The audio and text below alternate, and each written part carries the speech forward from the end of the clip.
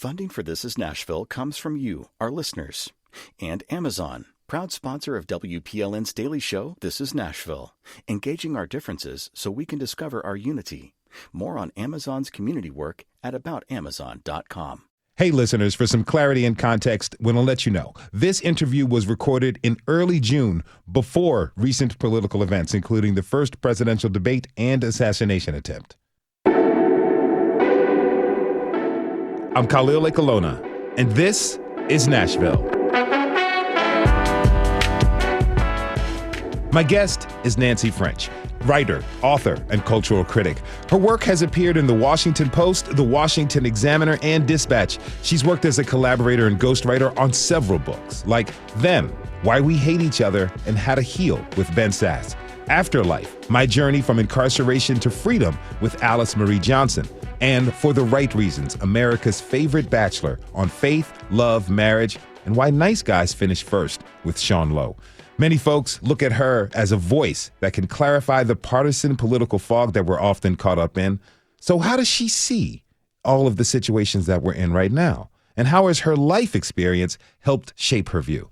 We'll find all of that out and more. But first, allow me to welcome Nancy French to This Is Nashville. Thanks for being here, Nancy. Thank you for having me. This is fun. This is a lot of fun. All right. So what is on your mind right now? Well, I actually personally am going through a lot of stuff. So I had a book come out and then I got cancer, like right after I finished writing the book. Wow. Everything's going well, but it's like one of those moments where you write a book and then you're talking about a book that has nothing to do with cancer, but I'm bald as an eagle. And, like when I'm talking about it, it always appears like, like I should be sicker than I am or whatever. So it's been a very complicated dance, but I think it's been okay. Okay, when you think about that, a lot of times in our life, we go through these situations where we have a high and we expect things to stay high, but you are dealing with two diametrically opposite, let's say, energetic forces. Yeah. Something that's a wonderful accomplishment. You wrote this book. You've worked hard on it. Hopefully, it will be very successful. You're dealing with a very, very serious illness, a disease, on the other hand. How do you, I can ask something simple as, hey, how do you find the strength and stuff? How do you balance that out? How does that what your current situation is, how does that adapt to how you look at life now?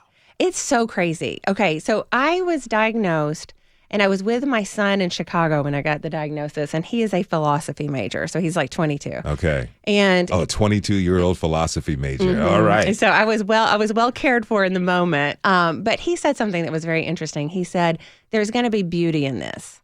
And at the time, because the cancer had spread to my lymph nodes, there was like a 2-week period where I thought, I could die. And we were in that 2-week period, obviously. And he goes, there's going to be beauty in this. And so we were looking out at Chicago and he was like, just keep your eyes open to the beauty. And it was so interesting that he said that because I really have. And we talked about the concept of memento mori. Are you familiar with this? No. So it's the Latin phrase is memento mori tempus fugit. So remember that you must die for time is fleeing. And so the symbols for memento mori are skulls, hourglass, and wilted flowers. And it's supposed to symbolize that you have to be cognizant of your impending death to actually live. Mm-hmm. And if you notice in old paintings, there'll be like a king and there's a skull in the corner. And you're like, why is that there? It's to remember when you're celebrating life that death is also a part of it. Mm-hmm. And so that's why all the tattoos have the skulls. It's why Van Gogh's flowers are wilting. It's because you need to be aware of how limited our time is. And so ever since I've been diagnosed, this sounds so crazy and I'm emotional and I look ridiculous, but I feel so vibrant and so alive. I've never felt more alive since I got the cancer diagnosis. And several people have told me that they are thankful for their cancer diagnoses, which I thought was so alarmingly strange. But I can sort of see it. It's like I wouldn't want to go back to the pre-cancer Nancy. Yeah. So yeah. I don't know. I think I understand what you're saying. In 2012, the year 2012, I had a near-death experience. Oh my gosh, what happened? I had nothing as serious as a cancer diagnosis. I had an appendicitis that had gone rogue, let's say. I was in the hospital for almost 2 weeks. Oh. Over a simple day procedure. I had plenty of people who were like, I had an appendectomy, they were in and they were out the next day. No, almost 2 weeks for me. And to hear about details of the operation and the surgery procedure, I was almost out of here. But I know that vibrancy that you're talking of, that you're speaking of, because as I got home, as I realized what had happened to me, I saw that, there's a lot of life to live. I was 39 years old. And honestly, it did change the course of my life because my broadcasting career started the very next year. Did it give you courage to pursue your dreams? It gave me courage to pursue my dreams. And the thing about it was, as they were asking me, telling me, commanding me to count backwards as I was on the anesthesia to go under, I said, Khalil, you may not wake up. There's a possibility. There's always a possibility. Am I okay with the life that I've lived? Am I satisfied with everything that I've done, everything that I wanted to do but wasn't able to for whatever reason? And I had to answer yes. And so I was grateful to wake up and then to see what life brought to me. Right. And I honestly didn't either until, my diagnosis was 7 months ago. And I'm not sure that I don't let the grass grow under my feet, and I don't let opportunities pass me by. I'm one of those people who just likes to do stuff. But there was something about like seeing death so like breathing on your neck, where you're just like, okay, this is a present. This is something that I can deal with. It doesn't mean that I'm not afraid of death, but there's something liberating about being resigned to the fact that or being cognizant of the fact that it can come for us at any moment. And we all know that. Yeah. Like everybody knows this, but it's like you don't feel it in the marrow of your bones. Did that give you courage to do anything differently in your life? Yes. So I am 49. I'm almost 50. Okay. And I've been a ghostwriter forever. And so I have worked with people like, Sean Lowe, the Bachelor, and Kim Kardashian, who helped Alice Marie Johnson get out of prison, and GOP politicians. And I think I've been hiding behind other people's stories. I think the reason that I became a ghostwriter is because I was not able to deal with my own life. And so, that's why I wrote the book. But I wrote it when I was writing the book, it was sort of like this. I was already in this transition toward, why am I afraid to tell my own story? And then when I got the cancer diagnosis, I was like, I'm so glad that I already have documented my life. Not that my life is so exciting or important or historical, but that I wrote it down. And so now it's like, I've already done this. And so it sort of demarks a new trajectory. I don't think, I keep getting ghostwriting gig requests, but I don't think I'm going to do it because I'm almost 50 and I want to do something else. Like I love telling other people's stories, but my story has been told and I don't know what that means for me. I don't know if I love investigative reporting. I love stuff like that. So I might do that, but whatever it is, I'm not going to go back to the life that I had, even though that life was great. I'm 50 and there's many cultures that believe you don't become an adult until you're 50. Okay. Yeah, because you actually have a little bit of wisdom, not as much compared to someone who's 70, 80, or 90, but you have some wisdom. You can look at things and you come to grips with what has happened to you in your life. And I do want to talk about your memoir in a little bit, but let's look at what's going on right now. I feel like the Forrest Gump of politics because I just sort of found myself on the front seat of all of these, watching all these cultural events happen. So I became a political ghostwriter. In fact, my very first gig as a ghostwriter was with Ann Romney when she was going through South Carolina and her husband was running for president. And I loved the Romneys so much, and we would go through and talk and have these wonderful conversations, and CNN, news vans would be chasing us down the interstate. And that book never saw the light of day because of the way that the politics ended up. But later I was invited to Sarah Palin's house to live. And I lived with her for a month in Wasilla because her daughter Bristol needed a book. And so I ended up doing 3 Palin books. So I spend time with these people and love these people. And I've worked with governors and senators and, just a bunch of activists. And so I feel like I've seen everything. I've been on like Trump's campaign plane. I've been at MAGA rallies. So I sort of had a first row seat in everything that played out.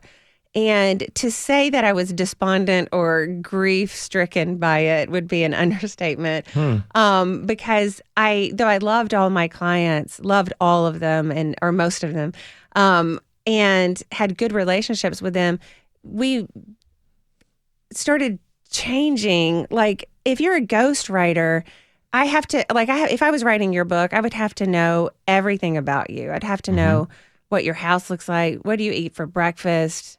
Do you go to church? Is there a pew there? Is it hard? Do you sing hymns? Do you have a dog? Is your dog nice? Do you like your dog? I'd have to pet your dog, And so as a celebrity ghostwriter, and especially political ghostwriter, I would have to know everything that my client wants to say. So a client wouldn't call me and say, hey, this newspaper wants an article on my immigration stance. That person wouldn't say, and my immigration stance is this, because I would know that. Yeah. And so that's why I was such a good ghostwriter, is because I would help my clients say things, and I knew what they were going to say, and I didn't have to ask. And then one day I was standing in church looking at Twitter, which you're not supposed to do. No, not in church. No. Lightning did not strike, but it felt like it struck, because I was noticing that Donald Trump had mocked John McCain's prisoner of war status, which was so alarming, because Republicans throughout my whole life were pro-military, pro-America, pro-courage. And when he started mocking John McCain, I thought, oh my gosh, this guy's finally crossed a line. This is terrible. So I read it to my fellow congregants, and they laughed. And I was like, oh, I am out of touch with my party. Like, it was the first moment I felt like there was any sort of discrepancy. And then later that day, my clients were like, did you see what Trump said about McCain? Let's write about it. That's amazing. And I was like, maybe we shouldn't mock a prisoner of war. Maybe we should be, I don't know. Weren't we pro-America 5 minutes ago, pro-military 10 minutes ago? What's happening? So I could convince my clients, maybe this isn't the right way to go occasionally. But eventually they got sick of me, because I'm just a ghostwriter. I'm a 3-time college dropout. Who am I to lecture a governor about anything, or a political leader? And so eventually they were just like, okay, that's enough. You need to do what I tell you to do. And that's when I was like, okay, I don't think God gave me my writing talent in order to lie or to make fun of prisoners of war. I just don't think that's what I should do. All right, I want to pick up on this after the break. Okay. We're taking a short break. When we return, we'll talk with Nancy French about her memoir, and we'll explore the process she took in addressing the events that took place in her life, and learn a little bit more about ghostwriting for prominent politicians. We'll be right back. This is Nashville.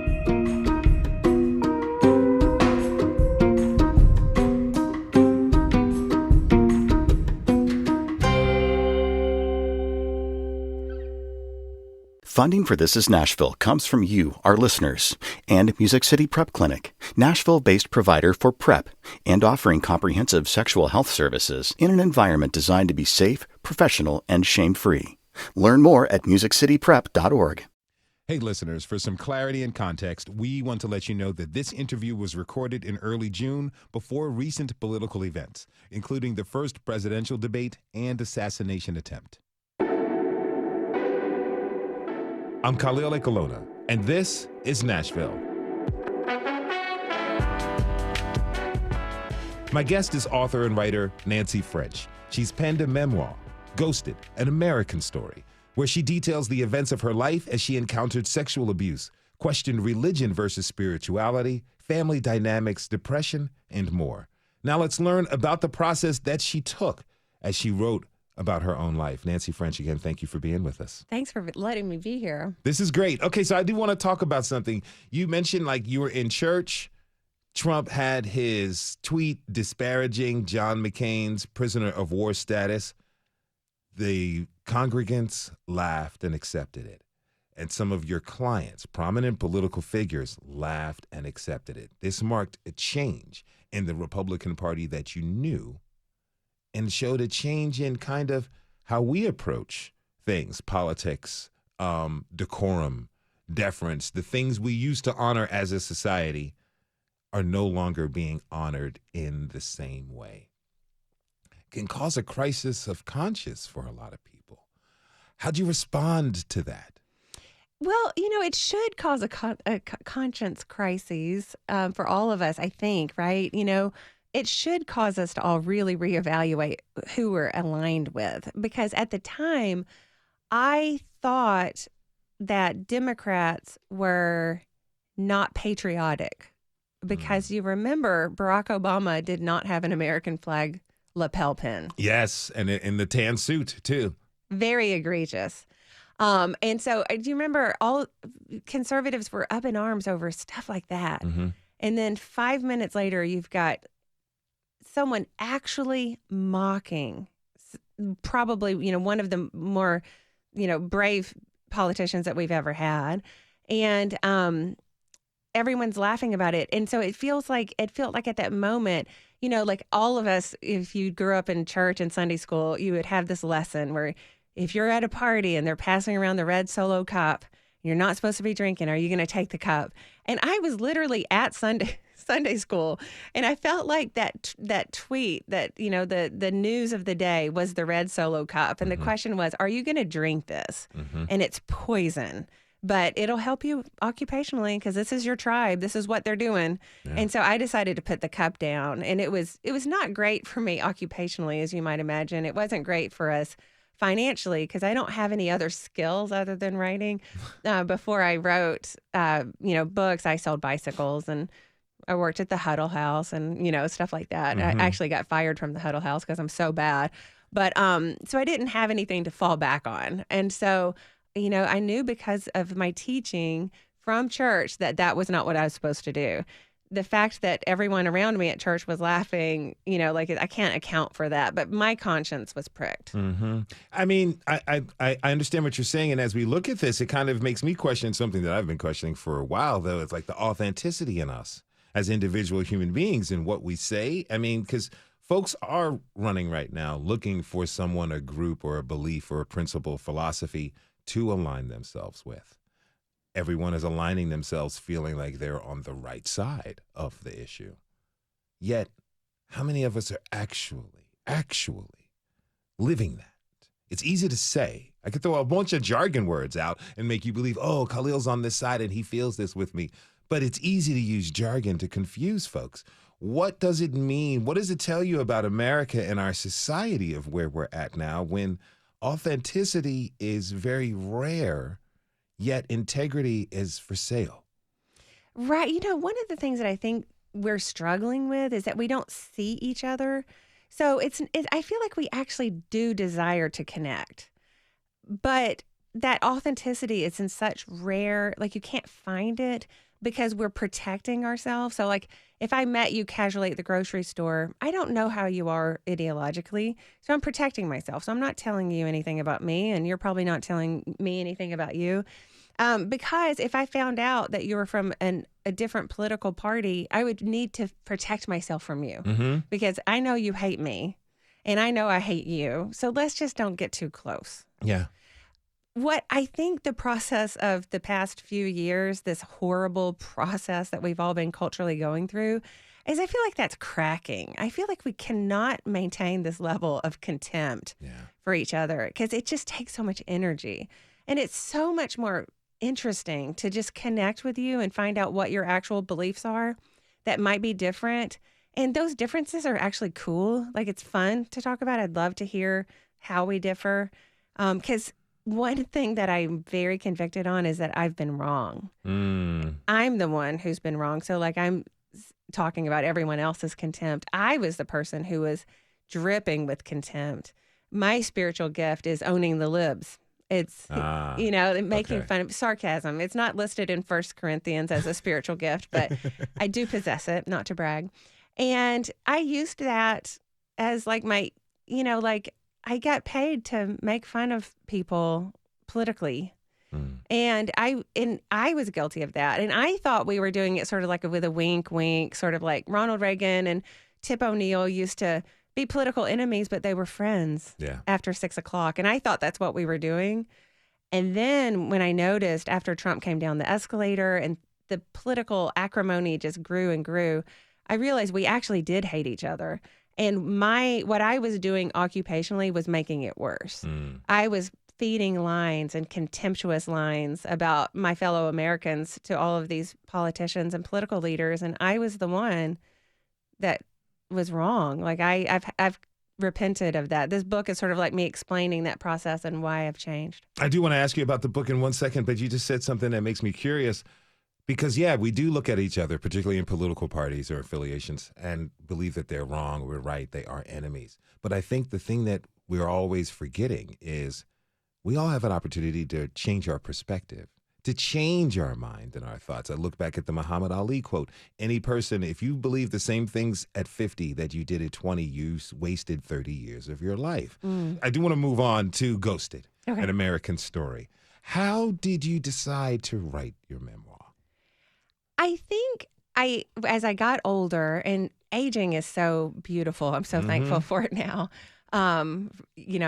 I decided to tell my own story because I kept doing other people's stories and they weren't as interesting. They would have, these people, all the people that I work for have been amazing lives and they have accomplishments, beyond anything that I've done. But my life was just like this chaos.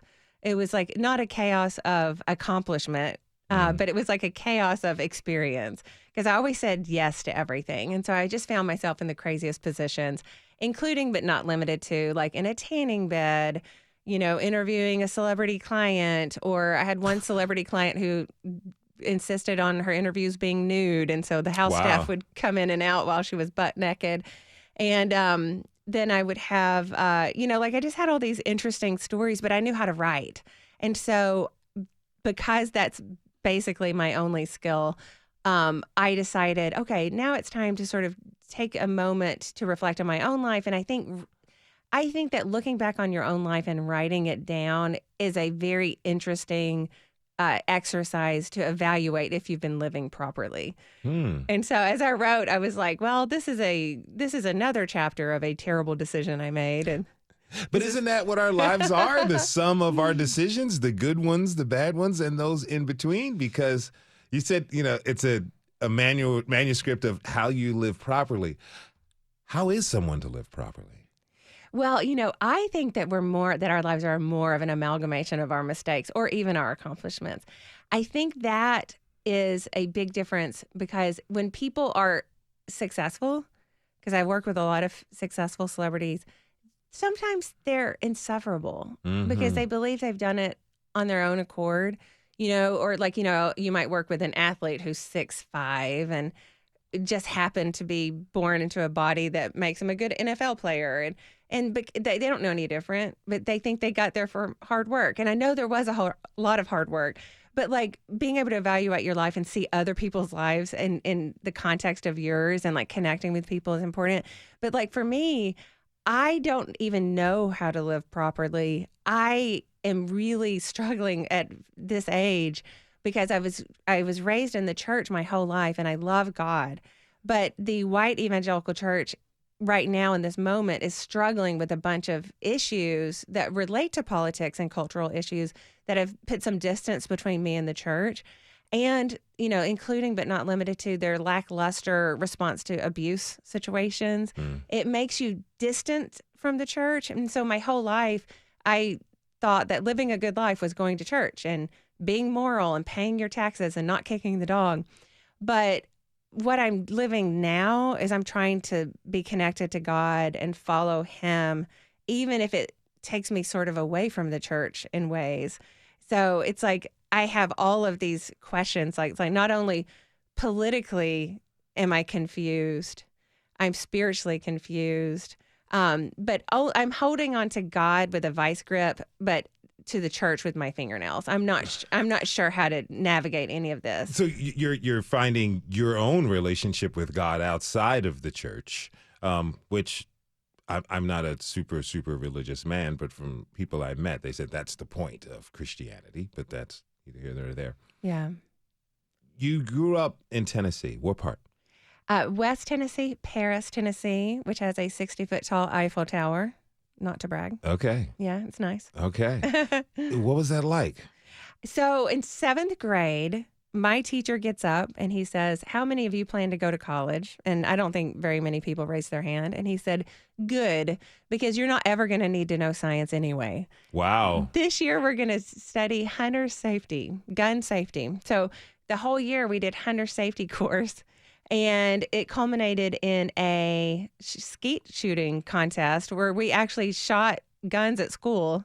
And I was the best shot in my 7th grade class. There you go. So I was destined for greatness. So no, I think what did we do in biology in 7th grade? It was biology. Yeah, we got to dissect the worm and the pig back then. I did do a cow's heart, so we must have somehow. I think we may have had one semester of science, but it gives you a good indication of what we prioritized. That's interesting. That's very interesting. And so, growing up, tell me a little bit about your family. Yeah, so my family is from Montego Mountain, which is here in Tennessee at the foothills of the Smokies. And yeah, my dad's family, they're self-described, self-identified hillbillies, wonderful, strong mountain folk with all of the stereotypes that you think about being true. And I just love that family so much. And my mom's from the mountain too. My dad got off the mountain at 15 by changing his name and birthday and joining the Marine Corps. And he served 3 years, and he still was able to come back and go to high school. He never did graduate from high school, but he did get his GED. And later he even got a college degree when in his 50s. So like just sort of everything you might imagine about hillbillies, which is violent, alcohol saturated, everything all the stereotypes, but wonderful people who loved us. And, but it was great that my parents got us off the mountain because we were able to grow up in places that rural Tennessee is different from mountainous Tennessee. And it's a little different between like hillbillies and rednecks. And, I sort of am amalgamation of everything. It's very interesting because some people would look at these stereotypes and figure, again, politically, you're Republican, you're a Democrat, you're a bad person. Oh, you're quote unquote hillbilly or redneck, and you're a bad person because of the negative stereotypes. But you're saying that love exists there as well. Human beings who happen to be going through certain things, living life properly or improperly, but living their lives. How, when you reflect back on your family, how you were raised, the environments that you were raised in, and where you've gone in your life, how do you come to understand a little bit more about humanity and yourself?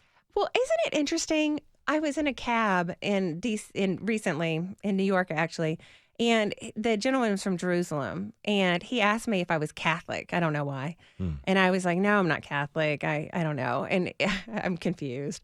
And he was like, but if you'd grown up like I grew up, you would be Muslim, And I was like, true. And you'd be, whatever this is, confused, or, you'd be a Christian. And we were just laughing about that. And I think my perspective is interesting because I have seen impoverished, below the poverty line hillbillies who grew up in a certain way. Like I was taught that Martin Luther King was a communist, that Rosa Parks was an agitator, which she was, but for good, but that there's this big conspiracy to, like, I was taught things that, the War of Northern Aggression, just to name one thing about the Civil War, that's what we called it, right? The War of Northern Aggression. Yes. I am embarrassed to tell you that, but that's what I grew up in. And so I understand why people grow up believing certain things. I feel like I can pass for either, like I can be in the mountains or I can be in New York City, and I can have conversations with different people, but just because I've lived, but I've been able to live because of privilege. Like I got off the mountain and I got married and moved to New York and saw different things and got to drop out of 3 colleges. But, a lot of people don't have that experience. And so, like, my family didn't have that experience. So I don't want to look at them and say, well, why don't you have a more evolved view on this? Although I do have conversations with people all the time about challenging their presuppositions. And I hope people will challenge mine because I have been proven to be wrong repeatedly. And we all are, in some way. And you're talking about like the dogma, the localized dogma that happened in all communities and all places, because there's a particular dogma that you're speaking about that happened in the mountainous regions of West Tennessee. Well, there's a dogma that goes on in the deep inner city of Los Angeles as well, of how you're supposed to live life and the views of it.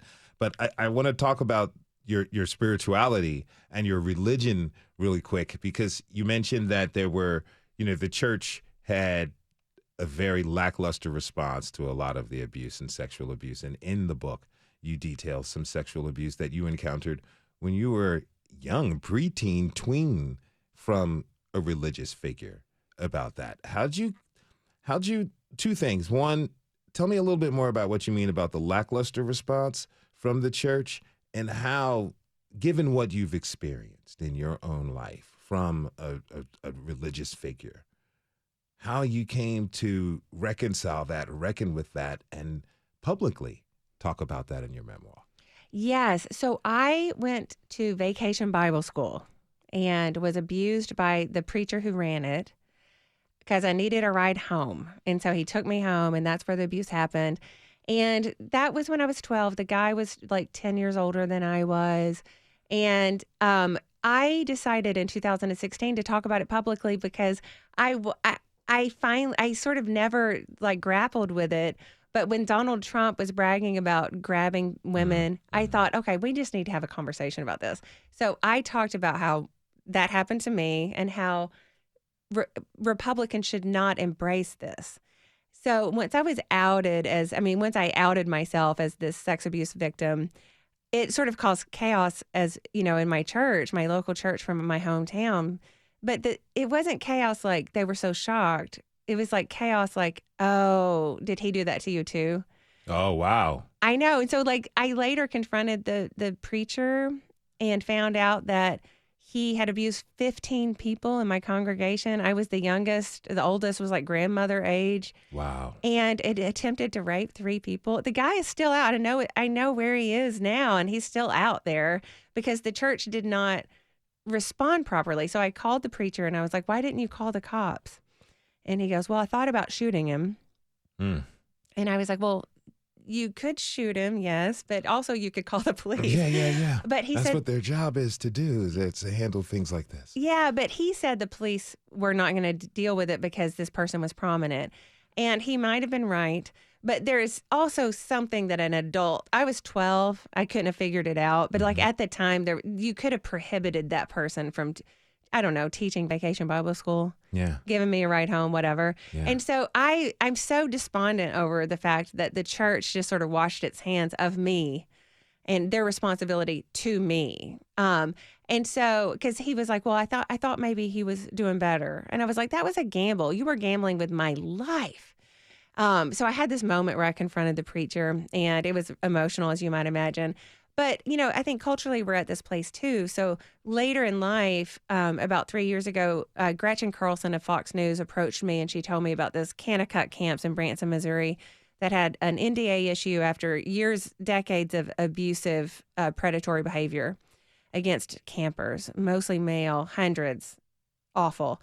And my first thought was, I don't want anything to do with that. Gretchen wanted me to investigate it, but I wasn't an investigator. I'm a college dropout. I don't know how to do that. And also, I don't want to think about pedophilia. Thank you very much. But then I thought, I'm a grown woman.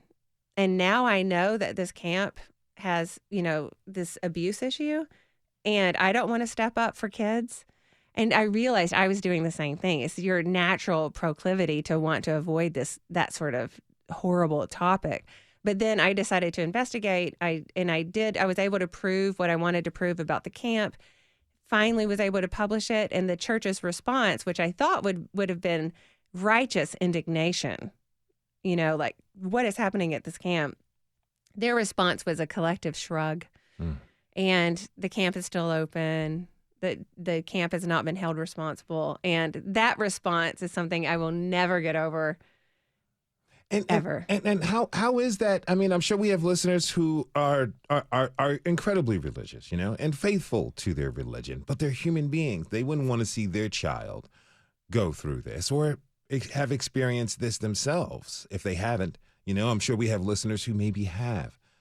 But then you look at an institution like the church, any religion, any institution of spirituality, people are going there in their most vulnerable place and place faith in the leaders to not only give us the word of God as they see it, but also guide us in life. Yet these horrific, life-changing events happen to people, particularly the youth, and there's a collective shrug. How is anyone supposed to believe in the message?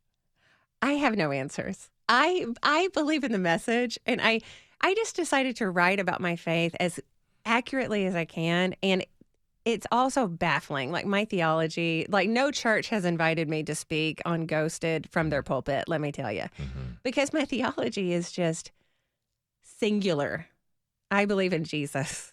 Like everything else I have reevaluated. It's like, what is happening? So like I have faithfully gone to church 3 times a week my entire life. And then to sort of wake up and to look around and to realize that the church that I love is ignoring sexual abuse, embracing a politician that brags about sexual abuse and has been held liable in court for rape, and is sort of embracing some white nationalist elements into the congregation. And it's like you're sort of waking up and realizing this is not where I need to be. Like, I don't know what that means because I attend church when I can with the cancer. And I believe it's important, but I haven't worked out how to do that in an authentic way because I'm so confused. And my feelings about God are confusing. I don't understand God. And so in the book, I just wrote down, okay, this is what happened. And it feels like God was involved with this. And I have no idea why he would do this or why he would allow this. And so I'm just sort of like trying to be honest in the untidiness of it all and in my confusion. Yeah, life is not clean a lot of times. No. We're going to take one more break. When we come back, we'll continue our conversation with author Nancy French. We'll talk about her memoir, her views on politics and life, and what it's like being in Nashville. You can join the conversation by tweeting us at This Is Nashville. We'll be right back.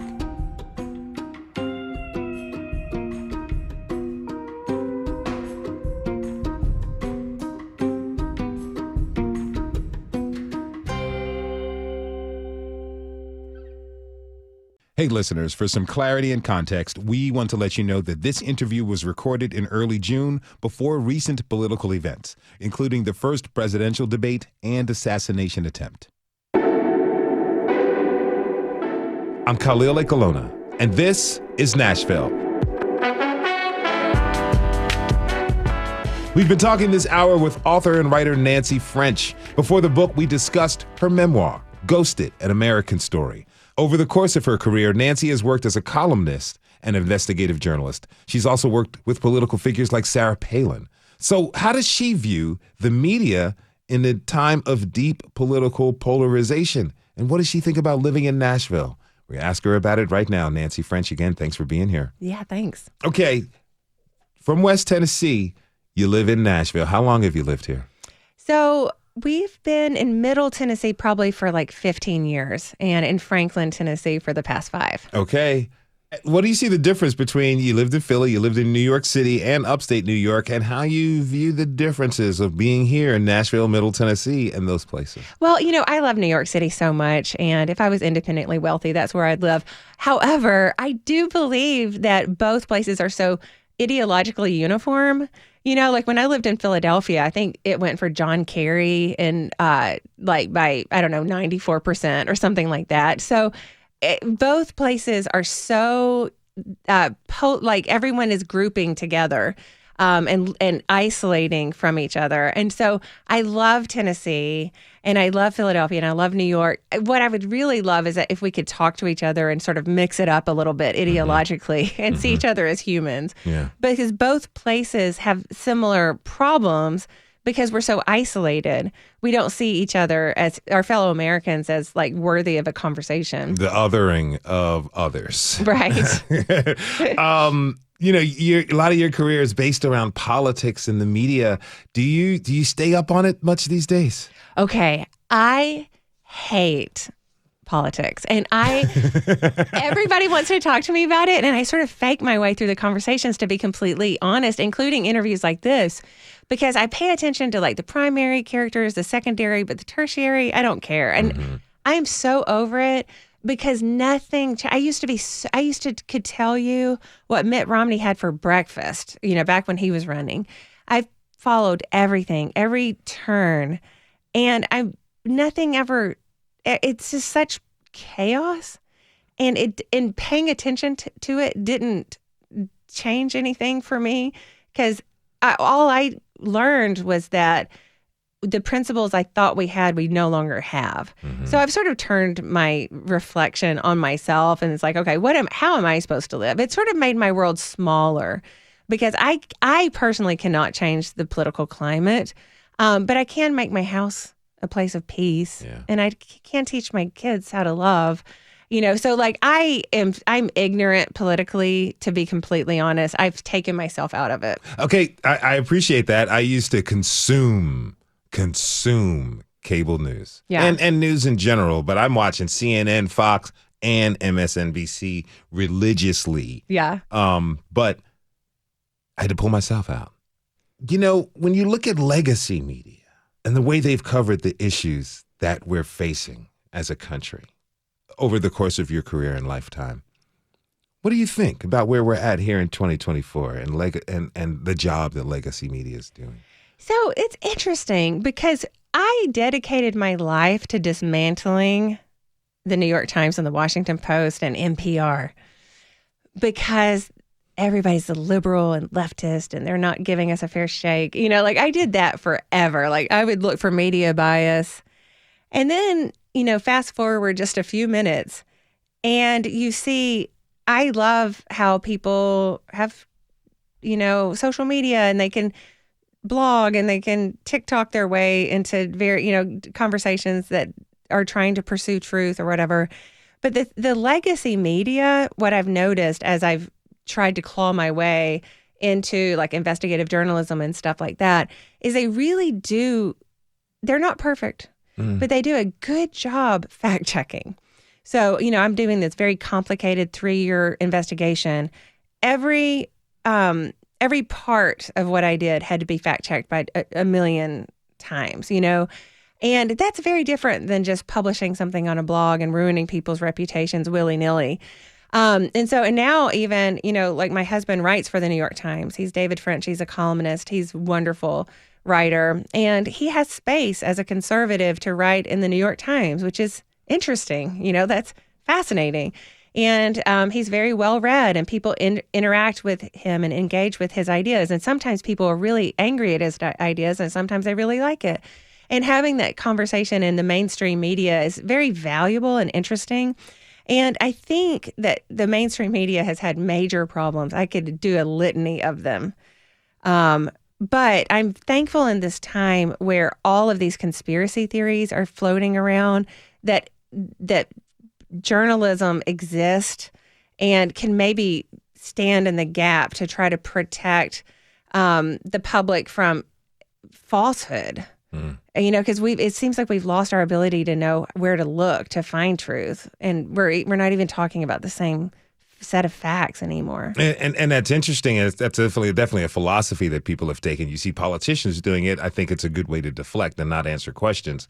But we have so many sources of getting our news. Someone could turn to legacy mainstream media. Someone could turn to public media like this station and to listen for things. But then also you can get on TikTok, you can get on Instagram or Yahoo or the internet is out there. Everyone has a place where they can go to get information, and the information that they want to hear. Right. When you look at, talking about legacy mainstream media, when you look at public media, do you think anyone out there is giving us very, very the balanced news and the balanced discussions that folks, listeners, readers are claiming they want. Well, do you know it's so funny that you say that? I used to have to drive my kids to school. It would take about an hour. We would listen to NPR to have worldview training. We would listen to it, and then I'd turn it off, and I'd say, okay, let's see if we can spot the biases in this reporting. That's what we did for fun. So that's how against all of the mainstream media or the public media that I was. But yeah, it's very difficult. You've got people who are really trying to do good things and to call balls and strikes. So that's what I look for with my journalist. For example, my husband, David French, he's not on either side. He just calls balls and strikes. So that meant during the Trump administration, sometimes the Trump administration would quote David French in their official missives, which is interesting. He'd say, even David French agrees with this. And then other times they would, just mock us and, make fun of us or whatever, because we're not on either side. But there are some organizations like that that are heterodox in their thinking. Like the Dispatch with Jonah Goldberg, like that. There was National Review, which is a very established conservative thing. Yeah. Yeah. And so David left that, and some people left that to form a conservative place to think that isn't sold out to Trump, isn't bowing the knee to that particular political idol. And so there are little enclaves of people who are trying to practice journalism in that way, and I really commend them. And I love it that they're doing their own thing. There's a lot of really interesting things, but it's just hard to know who to trust. And I find that over and over when you talk to your neighbor and they're saying, well, they'll say something that is just completely foreign to what you understand to be reality. But it's like you can't spend your whole life trying to trace back, okay, where did you hear that? Oh, from a Facebook meme or, Yeah. We just have to be more sophisticated, Sophisticated in what we consume, sophisticated in how we react to what we consume. But, it's everything. It's this quick attention span world that we're in now. And people are trying to protect themselves in a way, because it's obvious through social media, you see very visceral reactions to the things that they're exposed to. Some people, particularly a lot of young people, are so disillusioned from the entire process, not only from, candidate Trump's platform, but also President Biden's platform as well. They're disillusioned and they don't want to take part in this. You've seen all these different sides of it.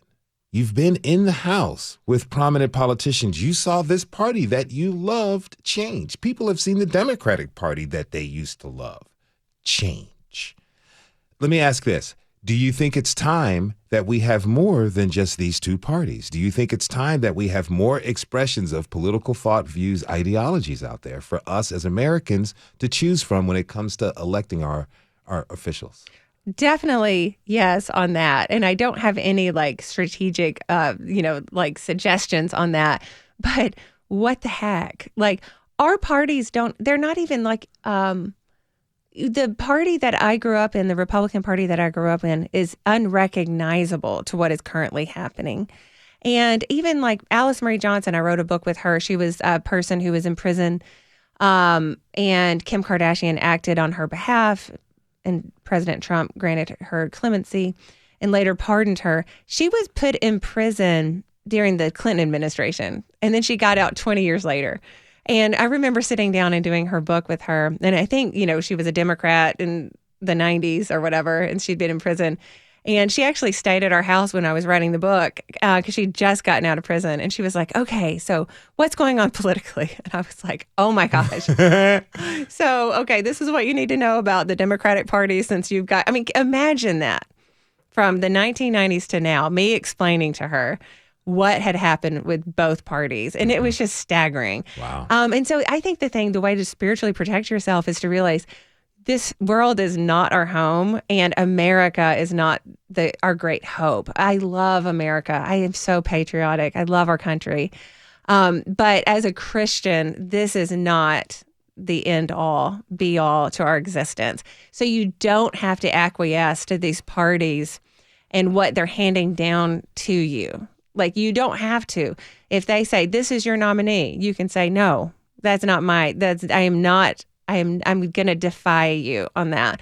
And also, I think we need to relax a little bit about insisting that voting is this sacred responsibility. I think it's a privilege.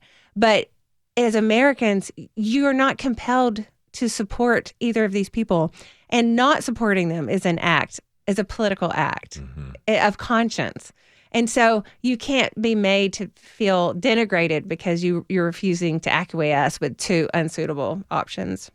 Nancy French is an author, writer, investigative journalist. Her new memoir, Ghosted, An American Story, is out now. Nancy, so much fun. Thank you so much for being here. This has been so great. Thanks, Khalil.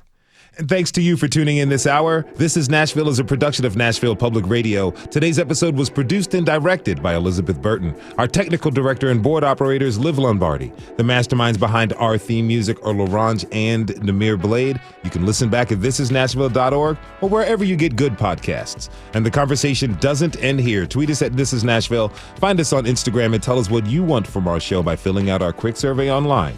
This is Nashville. I'm Khalil Ekaluna. We'll see you tomorrow, everybody, and be good to each other.